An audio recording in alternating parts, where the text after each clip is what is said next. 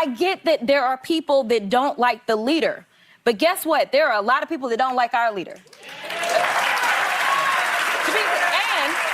And regardless, somebody coming into the United States and grabbing our leader in the middle of the night and killing people in this country, I'm sure everybody would be outraged at them doing it that way.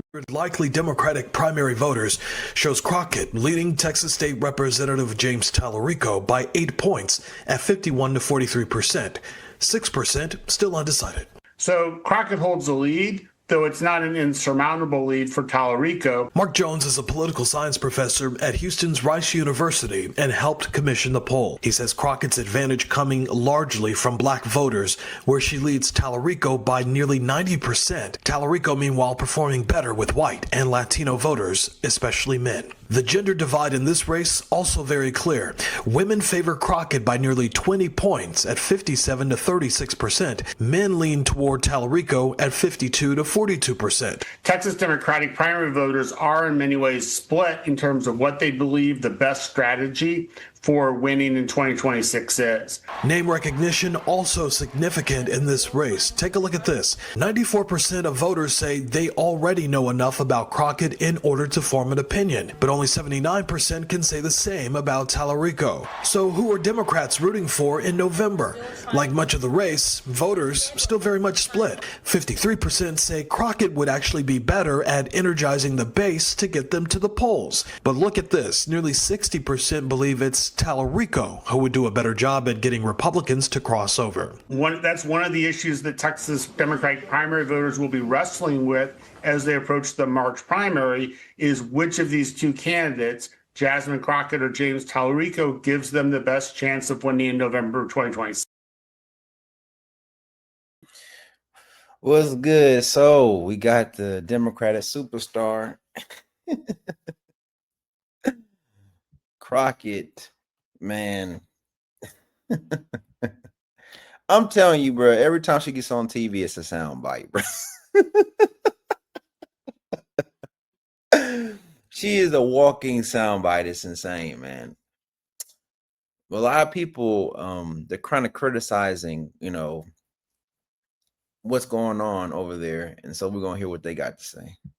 A battle between the left and the center. That's not going to be the case. It is not left versus moderate. It is nutty versus not nutty. James Tallarico, the other Democrat in the race, is as liberal as Jasmine Crockett is. It's just that he's not as nutty as she is. She served in the Texas House for one term. She was known for giving inflammatory statements, generally only to reporters, and for achieving virtually nothing. And she has been that way in the U.S. Okay, a couple of things here. Colin Allred's a Democrat, too. So he gets ahead of it by, I think, 2 hours yesterday. Yeah. A lot of Democrats liked him, too, all right? So he gets out of the race and announces it this way.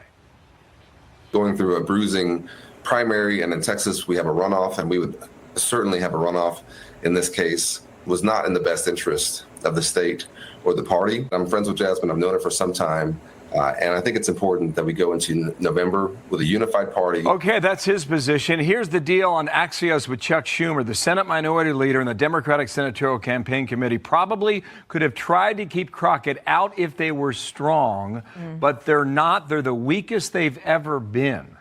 We've been talking about them being weak for several years now. Yeah. Are they still that way? Please, yes, absolutely.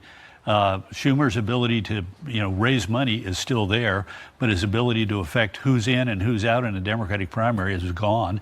In fact, count on it, both Tallarico and Crockett will say that Schumer should not be Senate leader, and then they'll be hoping that he will shower them with cash in the general election, which he's capable of doing.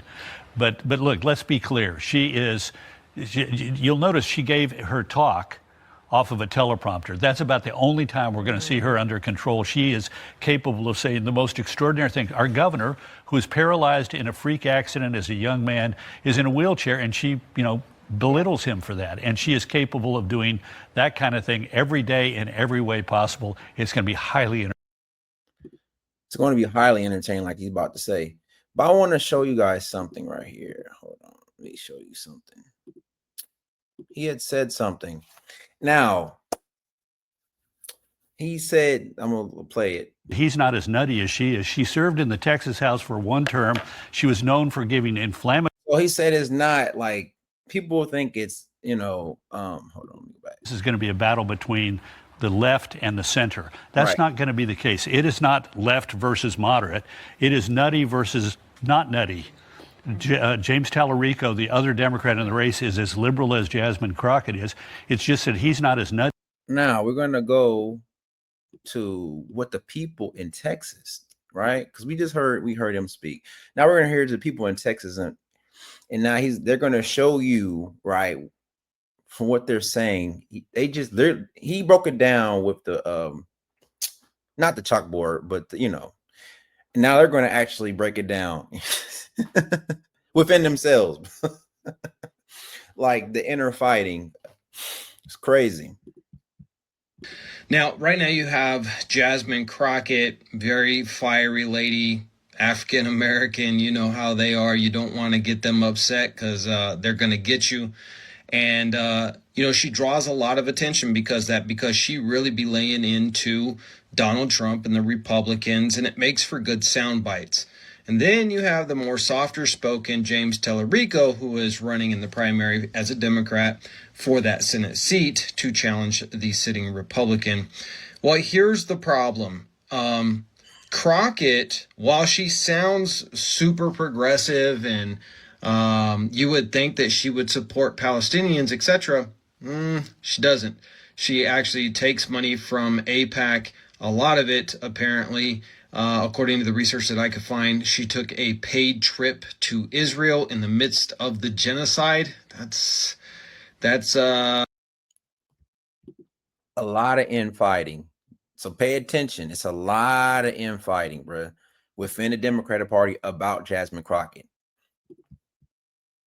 Pretty disgusting right there. You know what really bothers me about Congresswoman Jasmine Crockett running for Senate in Texas is not the fact that she ran this really embarrassing, incredibly narcissistic ad that basically is just about herself, or the fact that Texas very much is still a red state, so it's unlikely that a Democrat is going to win for the Senate there. What actually really bothers me about it is how willing progressives are, my fellow people on the left, to quickly abandon everything you claim to stand for just because you like someone's personality. I saw this article and I was like, is this a fucking joke? Jasmine Crockett's bid for the Senate is the latest sign of a Tea Party style revolt for progressives? Yeah, you can't call it a Tea Party revolt and then run like a standard corporate Democrat pretending it's an insurgency. Democrats literally do this every fucking cycle. Stop falling for it, because voters are angry. Every time you lie to them and con them, you lose more permanently. Proving once again that you've learned shit from the last election. You can cope and seethe about it all you want, but the fact of the matter is, Jasmine Crockett is a very standard conservative corporate Democrat. Just because she's good at trolling Trump and she's got a good media presence doesn't make her a progressive. Until she tell us her stance on is not real, I'm not voting for her. But these are the same people that was in her comment section saying that she should be president 2028. Y'all not know that those talking points come from is not real themselves? Benjamin said it himself, that the weapons changes over time. What are the weapons? Social media. Let's be clear. You wasn't going to vote for Jasmine Crockett because you just wasn't going to vote for Jasmine Crockett. Even though she and her team has announced several times they do not take AIPAC money, which is usually y'all's second pivot when the first one doesn't work. She has made it clear that she doesn't take money from that country. That won't be good enough. You will want her heart, lung, and liver. Since that will forever be the talking point for people that don't want to vote for black candidates. At this point, the Democratic Party needs to formulate their own AIPAC organization. They also need to formulate their own bot forms. Elon showed us that most of the people that supported the right, specifically this regime, came from other countries. Nothing Jasmine Crockett would say moving forward would satisfy these people because they was never going to vote for her to begin with. Play around with your life like you did the presidency if you want to. Please do share on what platform that you see and hear that Jasmine Crockett supported is not real. I want y'all to peep. The same people that saying that they will not vote for Jasmine Crockett are the same people that was trying to force Marjorie Taylor Greene in our faces. I told her there's a lot of infighting. It's a lot of infighting, man. It's a lot. And so her running, I don't think the Democrats really wanted her to run. To be honest with you.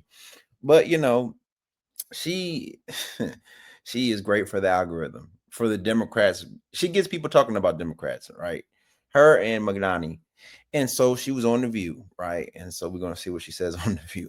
Brad, statewide in, they say, 30 years. So tell everyone why you feel that's not going to be a problem. Well, I'm not going to say it's not going to be a problem, but I will tell you that I plan to get it done. Listen, I am used to being underestimated. You know, people that know my story know that I actually only won by 90 votes to get to the state house. And as a freshman, I was handpicked by my predecessor to then go to the U.S. House. Listen, what I did is I evaluated the numbers. The numbers are clear that we can win. Texas is a non-voting state. We are one of the lowest voter turnout states in the entire country, with only about a little bit more than 50% of people turning out to vote. We are also a majority minority state. So for everybody that's like, well, she running for Senate and she black. Yes, I am. I am. And there are 3 million black voters. Actually, 4. Right? 4 million black voters. We have more African Americans in the state of Texas than any other state. But at the end of the day, the way that I govern is I govern for the people, regardless of my race. And then there are people like, well, it's women, and you know how people feel about women. Let me tell you about the state of Texas. The state of Texas has already had 2 women governors, to be clear. And Richards. Our first one was in the 1930s, to be clear. And one of the best known senators from the state of Texas is actually a woman, woman Republican. So like, let's just stop with like what we think. I want to be clear that a lot of people haven't put their numbers up, and I haven't put mine up for a good reason, because I'm playing for keeps. But let me tell you that I know how to evaluate and I know how to win races. So I will say that, and I will also say that the front runner in this race was Colin Allred, someone that I served with. After I got my numbers, I did call him as well as the other person in this race. I told them that I would share my numbers with them privately. I did not get asked for those numbers. And I will say that Colin Allred, at the end of this race, in my opinion, will be one of the heroes. Because as the Democratic nominee last time, he decided to step aside because he felt like what mattered was getting the best person across the finish line. And in this moment, it wasn't about him as an individual. He felt like I was ready and that I could get it done. That's rare. A rare. No, he didn't do that. That's not why. He got out the way. Because she bulldozed this nigga out the way. That's what happened. She bulldozed that dude out the way. Like, bro, come on, man. Come on. Come on, man. She showed, listen, this is what she did. She showed him the numbers and she said, hey, look at the numbers. And it clearly showed him not doing very well. And he bowed out respectfully, but she bulldozed this nigga out the way. Like I said, she's a star, bro, whether you like her or not. And so that's why he stepped aside, because he knew he wasn't going to win anyway. That's what happened. In that same vein, and you still have one other challenger, James Tallarico, state representative, who I believe you served with. Yes. But some Democrats worry that your reputation as an anti-Trump resistance leader could hurt you in deep red Texas, where he won by double digits. Some Republicans came out of the gate saying, you know, this was a gift and the greatest thing. How do you, and there's also been reporting that the NRSC even put your name into the field in polls to try to drive up your polling support so you'd get into the race. How do you respond to those concerns, and are you ready to take them on? I'm absolutely ready. I wouldn't have got in the race otherwise. And the reason that we started with the video that you saw is because I knew that the attacks were coming. And the point is, I will remain cool as a cucumber, and I will smile at the end. That is why that video looked that way. I will also say that I did not rely on NRSCC to make my decision. I spent a lot of money on my own polling to make sure that I could evaluate it, and we actually tested in a very different way. One of the reasons that polls have consistently been inaccurate when it came down to Donald Trump is because he's able to excite a different group of people that no one ever counts on. And so what we did is we wanted to evaluate whether or not we could expand the electorate, because if the electorate remains the same electorate that it's been for the last 30 years, we'll get the same result. So the only way to win is to actually expand it. But honestly, the vast majority of pundits will tell you, well, you got to go get Trump voters.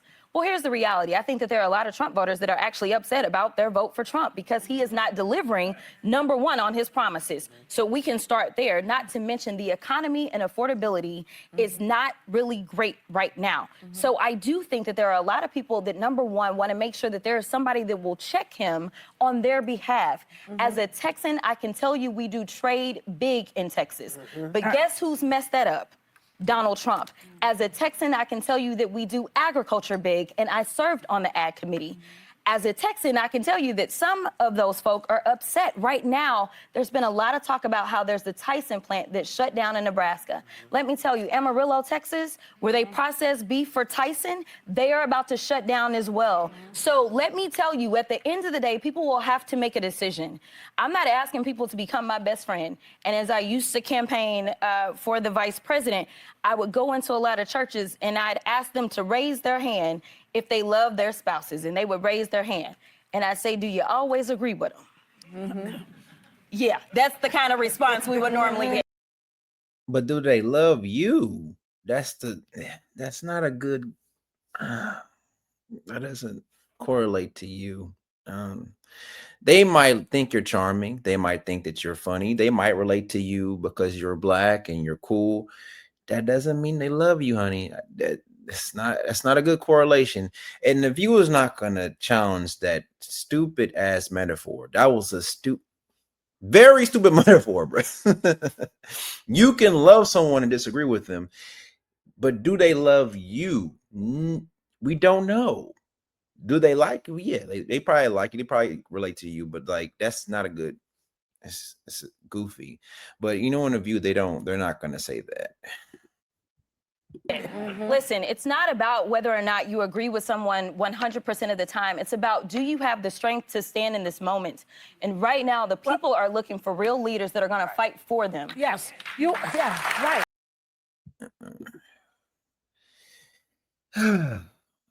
Listen, man. The more you like learn about what's going on, you know, the more you realize a lot of these people are just so naive, man. A lot of fast talking, right? I sound like a country dude. A lot of fast talking, right? And word salad. People would just let people say whatever they want to say. And I'm not even saying that's what she did. I'm just saying, like, if you believe that last part, what you said, then I got a bridge in Brooklyn to sell you, bro.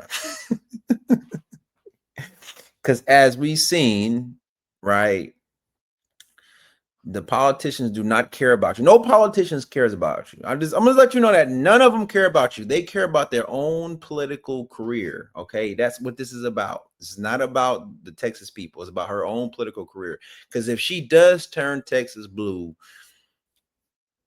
oh my God, all the negative things the Republicans can say about her, they had to eat their words. So that's what it's about. Her freaking career. It's not about Texas people and none of that stuff. She's not alone in this. I'm not tearing her down saying she's alone. They all think this way, as far as like this is about building their own way up the ranks, right? Of importance and clout and control. That's what this is about. It's not about the people. But anyway, this is CJ. I'm out.